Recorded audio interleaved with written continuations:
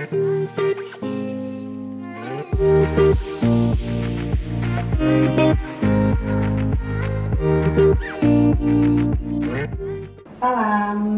kita berjumpa lagi di podcast Terbitlah Terang bersama Mbak Mel, Mbak Nana, Mbak Sulis, Mbak Dami.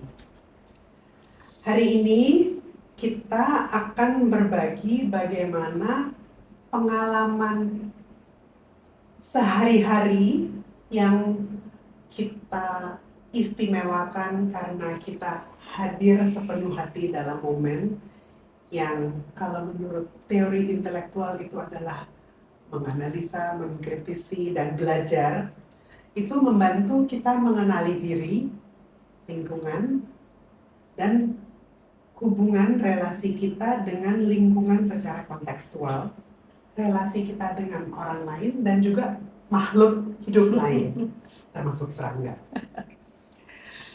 Dan juga dengan alam secara umum. Bagaimana relasi kita ini multi arah dan bagaimana kita mengenali peran kita masing-masing dalam keseluruhan ini. Bagaimana kita saling tergantung satu sama lain yang akan menimbulkan rasa tanggung jawab, empati, dan keinginan untuk merawat, mempertahankan relasi baik yang ada dan memilih untuk kebaikan bersama. Untuk itu, saya boleh mulai dengan seberang saya, Mbak Dami, ahli serangga. Silakan. Oke, terima kasih Mbak Linda. Jadi panjang banget ya. Saya akan pelan-pelan ya berusaha untuk berpikir, thinking out loud and sharing with you my journey, begitulah ya. Sebagai seorang ecologist, saya sangat menyadari bahwa interaksi itu adalah key in life. Dan ternyata saya itu sangat tertarik dengan interaksi apapun itu, interaksi manusia dengan manusia, interaksi manusia dengan alam, dan interaksi manusia dengan Tuhan. Dan ini sebetulnya ternyata tanpa saya sadari, saya tertarik dengan itu karena saya di dalam bidang saya ketika saya melihat serangga dan karena saya mengajar ekologi serangga, orang kan sering bertanya, serangga itu merugikan ya, serangga itu sebel ya, ada nyamuk, kecoa, semut, begitulah ya. Dan dalam perjalanan saya menjelaskan pada teman-teman bahwa serangga itu sudah lebih banyak berguna dari yang tidak berguna gitu ya. Kemudian saya ternyata belajar untuk diri saya sendiri. Sekarang saya bisa bilang 100% serangga semua berguna, tidak ada yang tidak berguna, walaupun itu termasuk hama gitu ya. Karena ternyata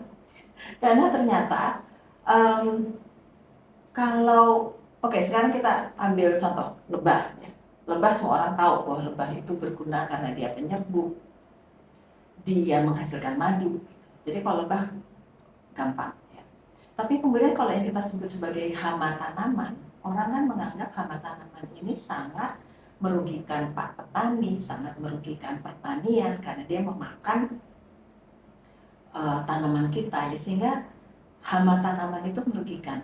Memang kalau dilihat dari nilai ekonomi itu memang iya.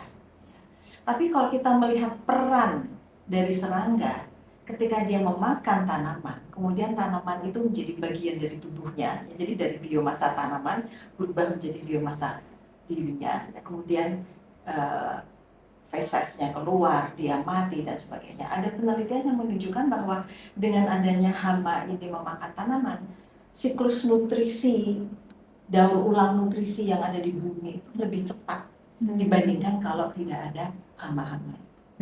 Jadi pada akhirnya saya mikir, it's all about perspektif. Ya, perspektif ketika manusia melihat dari kacamata ekonomi memang merugikan, tapi kalau kita lihat dari alam, itu ternyata masing-masing itu mempunyai fungsi penting banget. Nah dari situ kemudian saya maknai bahwa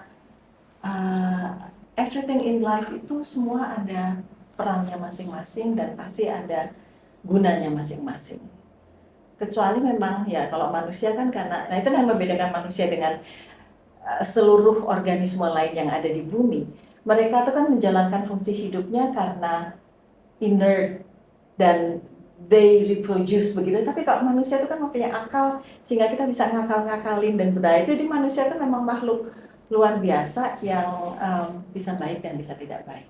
Nah dari situ kemudian saya juga belajar bahwa kerusakan lingkungan ini terjadi mungkin karena manusia yang mempunyai kemampuan untuk bisa mendominasi lingkungan, itulah yang kemudian keinginan-keinginan itu yang harus bisa kita rem. Mungkin itu.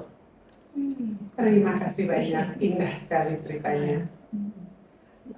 Sekarang boleh ke Mbak Nana menceritakan. Terima kasih Linda. Enak juga ini untuk hal sains sudah dibukakan pintu oleh badan. Terima kasih badan. Tadi cerita tentang bulan ya. Berikutnya tuh saya memikirkan ketika saya ingin belajar lebih banyak tentang semesta, yang mana objek studinya jauh semua kan ya. Cuma baru bulan yang pernah didatangi oleh manusia. Semua objek astronomi itu jauh-jauh. Jadi boleh dibilang kita mengandalkan sekali kemampuan berpikir untuk bertanya tentang apapun yang tidak pernah kita datangi itu gitu. Tapi juga pada saat yang sama bertanya, kalau objeknya jauh-jauh, terus manfaatnya buat kita apa? Tahu itu. Jadi tadi Mbak Dami cerita tentang hama begitu ya, yang ada di dekat kita, langsung berdampak pada apa yang kita butuhkan, sumber makan dan sebagainya. Tapi kalau kita tahu bintang, tahu galaksi yang jauh di sana, itu sebetulnya manfaatnya apa? Masalahnya nggak gampang juga nih pelajarannya gitu.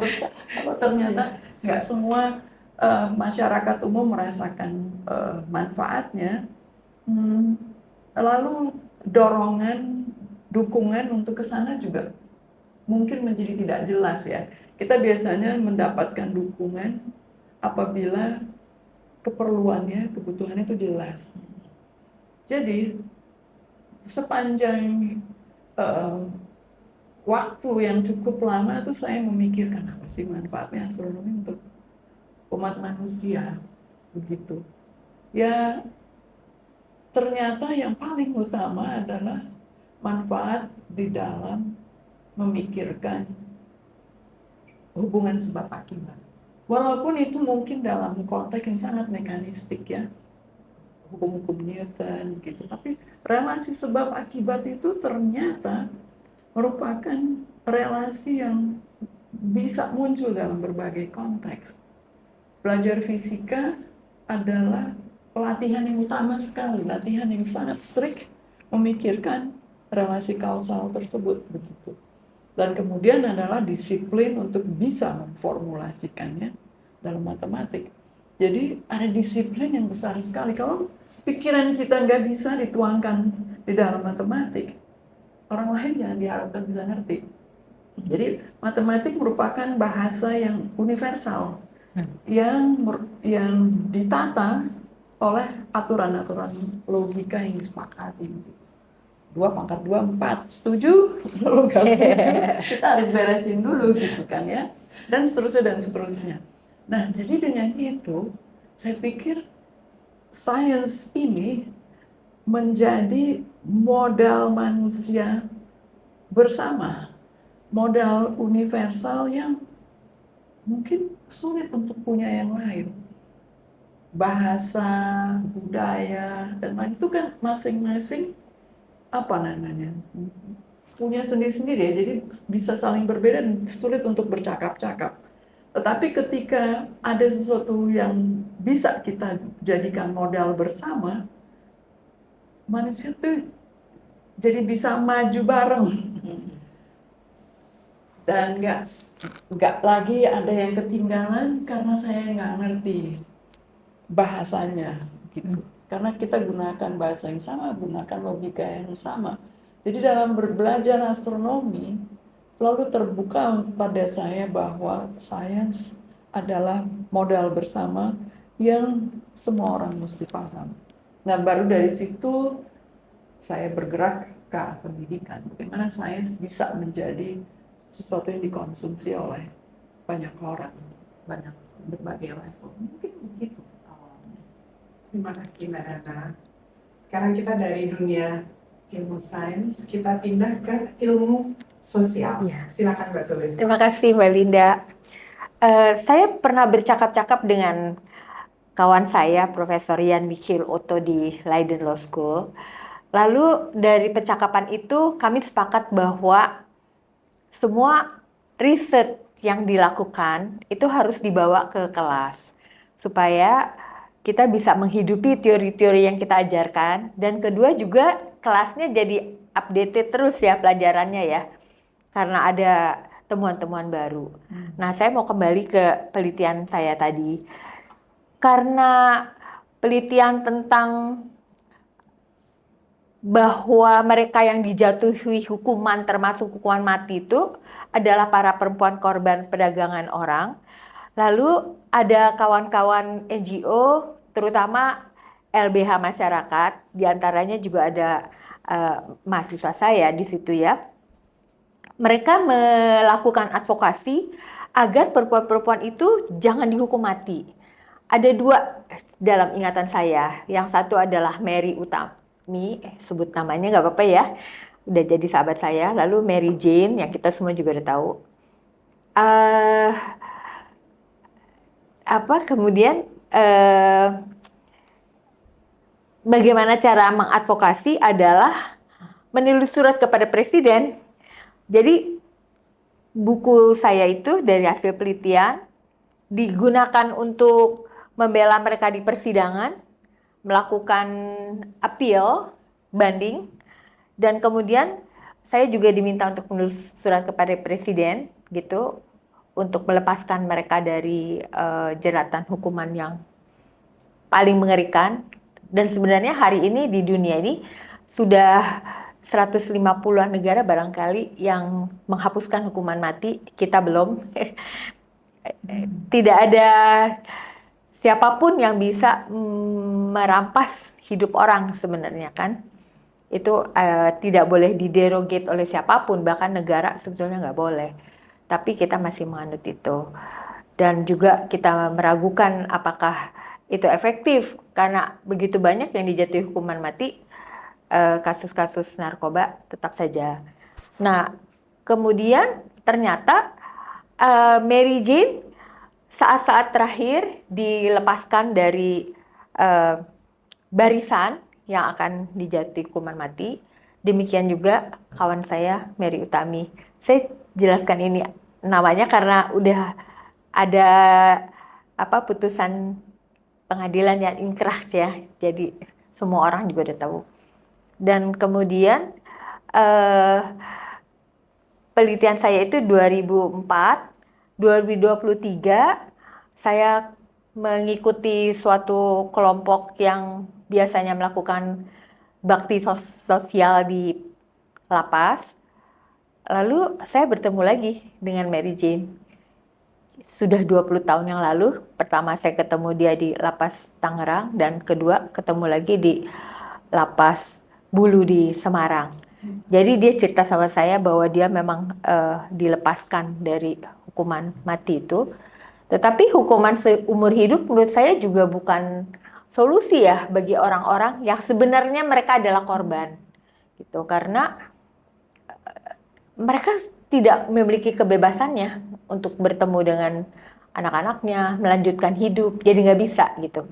Dan yang saya amati di lapas itu banyak sekali perempuan-perempuan, ada dari Tiongkok, seperti bintang film cantik-cantik, ada dari Inggris, macam-macam, dan anak-anak muda Indonesia yang pintar-pintar, anak-anak perempuan, mereka di sekolahnya prestasinya baik, pintar bahasa Inggris, pintar main musik, tetapi karena misalnya pacarnya menaruh sesuatu di mobilnya dan polisi tangkap dia, hanya karena itu mereka bisa dimasukkan ke dalam penjara gitu. Jadi menurut saya itu adalah kisah-kisah kemanusiaan yang harus dipahami oleh orang-orang yang belajar hukum maupun belajar ilmu lain, karena tidak bisa melepaskan konteks ilmu kita apapun itu dengan soal-soal kemanusiaan, dan kita memang harus berupaya untuk ikut terlibat di dalam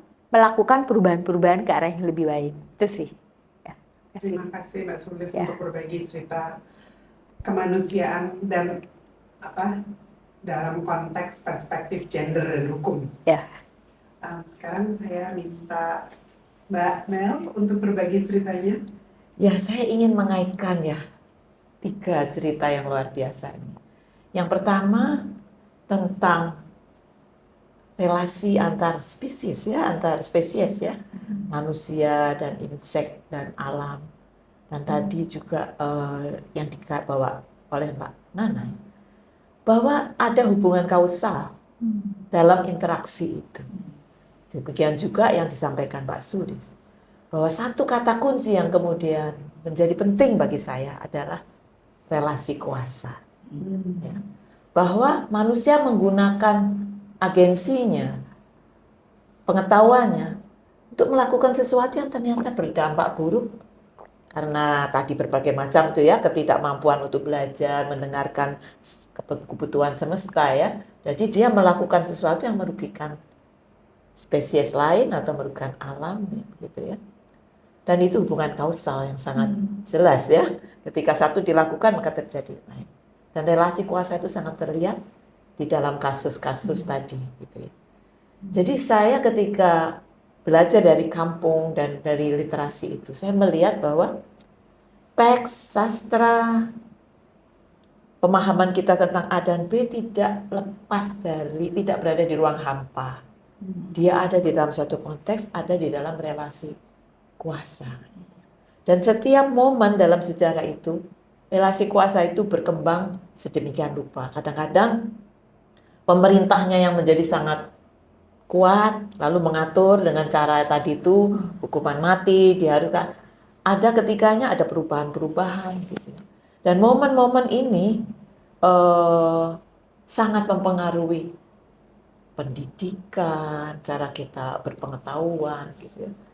Jadi, mengapa saya mulai dari kampung ketika mahasiswa kembali ke kampung lagi, adalah juga karena relasi saya dengan konteks-konteks yang ada. Bahwa ternyata sampai sekarang itu kita tidak juga bisa membagi pengetahuan, kita membuka akses pengetahuan itu pada orang-orang yang terpinggirkan dari relasi kuasa itu. Kita tidak mengikut sertakan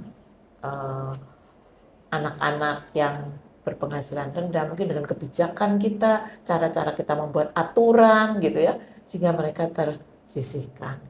Dan bagaimana, kembali kepada cerita saya, bahwa bahkan orang yang terpinggirkan itu juga, meskipun dalam relasi kuasa demikian, tetap mempunyai agensinya. Dia mempunyai pengetahuan sendiri, mempunyai cara dia untuk berinteraksi, yang kita bisa bantu untuk maksimumkan gitu. Itulah karena itu saya bekerja sekarang berelasi dengan teman-teman di berbagai wilayah, di kampung-kampung, desa, untuk bagaimana membuka ruang-ruang sehingga kita semua bisa berpengetahuan bersama, membangun pengetahuan dari yang tadi dikatakan Pranoto Mongso, pengetahuan nenek moyang, pengetahuan tentang apa tadi, bagaimana kuliner ya, bagaimana semua pengetahuan sehari-hari itu bisa menjadi cara mereka untuk bertahan dalam hidup yang sangat tidak adil ini, hidup yang relasi kuasanya ditentukan oleh IMF atau oleh perubahan mata uang, nilai tukar mata uang, oleh aturan-aturan yang kadang-kadang memikirkan masyarakat. Karena itu saya kira seperti kata Mbak Sulis, penting sekali posisi kita dengan kemampuan kita yang mungkin terbatas, kecil, dan kita terus belajar bersama dengan masyarakat untuk membangun ini tadi, membuka relasi kuasanya kita intervensi sedemikian rupa ya, sehingga tidak satu arah, tidak membuat tadi perempuan-perempuan itu harus mati gitu ya, Tapi kita membuka itu, kita bisa dengan memberikan pengetahuan pada pemangku kebijakan yang membuat keputusan, kita bisa berjejaring dengan masyarakat untuk mengadvokasi dengan teman-teman di pegiat-pegiat di kampung untuk membangun literasi yang mengorangkan. Tadi saya tidak mengorangkan akhyar ya, tapi bagaimana mengorangkan setiap individu itu sehingga mereka bisa bersama-sama membangun negara yang lebih punya kemanusiaan, kehidupan yang lebih bermakna. Terima kasih Mbak Mel. Saya dengar cerita itu, saya juga jadi seperti Mbak Dami bilang bahwa begitu perseptif ya, memperhatikan ketimpangan sosial. Tapi ini jadi saya mau cerita, saya suka memperhatikan juga kalau orang yang berkuasa terus merasa lebih berkuasa mengakibatkan ketimpangan sosial, kadang-kadang itu karena mungkin kepribadiannya, karakternya cukup kompleks. Nah, saya tuh waktu zaman saya masih nari, saya tuh bersyukur, saya tuh punya pengalaman pernah ngikutin ada seorang penari balet sangat terkenal, pria, tapi dia udah senior, waktu itu udah usianya udah lanjut sekali. Lalu dia bersama guru-guru tari masuk ke sekolah-sekolah, dan sekolah ini sekolah publik yang biasa banget, yang anak-anaknya mungkin juga nggak pernah nonton pertunjukan. Terus mereka setiap minggu itu latihan, dan latihan tuh latihan nari, latihan teknik. Nah, terus saya ngikutin, dan karena ini juga dipublikasikan ya ceritanya, jadi saya bisa ngikutin dari majalah atau koran. Lalu sebulan kemudian saya berkesempatan nonton pertunjukannya di sebuah gedung pertunjukan di pusat kota yang luar biasa, yang kemungkinan anak-anak ini belum pernah nonton di situ, bahkan mimpi pun pertunjukan di situ nggak pernah. Tapi begitu saya nonton, saya sampai hari ini masih menyimpan energinya, karena itu anak-anak segala macam bentuk ukuran, kurus, gemuk, pendek, tinggi, rambut bagaimana gitu. Mereka hadir sebagai diri mereka yang terbaik dan sangat pede. Jadi yang saya mau bilang adalah begini, kalau anak-anak dari usia dini sudah diajarkan sesuatu yang disiplin, secara rutin, diarahkan dan diajarkan mendengarkan, kan mesti dengerin musik, jadi kan ya mesti mendengarkan dan juga mesti tahu, oh giliran saya, oh tunggu, ya. Jadi maksudnya mereka belajar banyak hal berelasi. Nah itu suatu pengalaman yang luar biasa, yang kemudian mungkin saya pernah cerita ya, dulu zaman kalau saya pertunjukan tuh kita punya kewajiban, kita harus kasih kelas ke anak-anak sekolah. Itu juga anak-anak yang tadinya nggak tertarik nonton pertunjukan, tapi begitu dikasih, mau coba naik panggung, mau cobain yang gerakan yang tadi kalian lihat gitu, mau. Jadi mereka dikasih waktu untuk latihan, dan mereka tiba-tiba mereka bilang, ternyata nggak gampang yang tadi kalian lakukan ya. Jadi buat mereka itu sebuah pembelajaran, buat kita tuh juga berbagi energi baik ya. Jadi ini maksudnya agak panjang rentetan ceritanya, cuman maksudnya saya mau bilang bahwa penting sekali buat anak muda itu ya belajar sastra, mendengarkan musik, belajar segala macam, itu penting untuk mengasah rasa, hati, dan menjadi manusia yang sebaik-baiknya. Berempati. Iya. Wow, Bagus. keren banget. Oke. Oke, Siapa yang mau menyimpulkan? Menutup? kembali ke Mbak Nana. Saya mendengarkan pengalaman teman-teman ini ya, kalau saya boleh bilang begini, hidup kita kan terbatas ya, bahwa Ya. kita nggak mungkin mengalami semuanya sendiri kan. Betul. Jadi bahwa kita punya kesempatan untuk belajar dari pengalaman teman-teman. Artinya tidak melihat sendiri, tidak mendengarkan sendiri, tetapi mendengarkan lewat pengalaman teman-teman yang perseptif. Itu adalah bagian dari belajar juga Iya, gitu. sangat. Dan kita mungkin sepertinya mikir, wah kalau kita baca textbook, nah itu tuh namanya belajar gitu ya. Kita baca, jadi itu tuh yang namanya belajar. Tapi mendengarkan pengalaman ini seolah-olah ada sesuatu yang baru, yang sepertinya saya hadir juga tuh ikutan di Iya. stage tadi gitu kan. Sepertinya saya hadir juga ikut Mbak Sulis ke penjara dengerin cerita-cerita itu. Jadi eh, menyadari keterbatasan kita, tapi pada saat yang sama kita meluaskan ke apa? Rasa ingin tahu banget. Iya, niat kita untuk belajar itu ternyata nggak harus lewat sini, lewat situ. Dan belajar dari pengalaman orang lain itu betul-betul Luar biasa. luar biasa, memperluas apa wawasan, tapi juga membuat koneksi-koneksi yang otherwise mungkin nggak ada ya. Iya. Kalau tadi misalnya nggak dengar cerita tentang wereng tadi, bukan hanya pengetahuan yang saya dapat, tapi feeling baru ya, rasa baru gitu, yang koneksi, relasi itu bisa hadir ketika kita mengalami langsung atau tidak langsung, tetapi hadir. Dan itu merupakan bagian yang penting dalam proses pendidikan Nah, yang akan menghasilkan intelektual Ya, itu itu. ya. Ya. Jadi pendidikan itu bukan hanya sekedar di sekolah baca buku dapat nilai seperti itu, tapi proses-proses apa yang namanya non formal atau informal nih namanya ya. ya, Apapun lah itu ya, itu sangat penting dalam pembentukan karakter. ya. Pengalaman tadi ya, mengirimkan mahasiswa kemana gitu. Oke. Oke. Wow, keren banget nih diskusinya. Ya, Kasih. Mari Senang kita sekali. menghubung melalui blog Terbitlah Terang. Bagi teman-teman, silakan kasih masukan, pertanyaan kepada kami. Ikuti juga IG kami, Terbitlah Terang. Sampai jumpa. Terima kasih.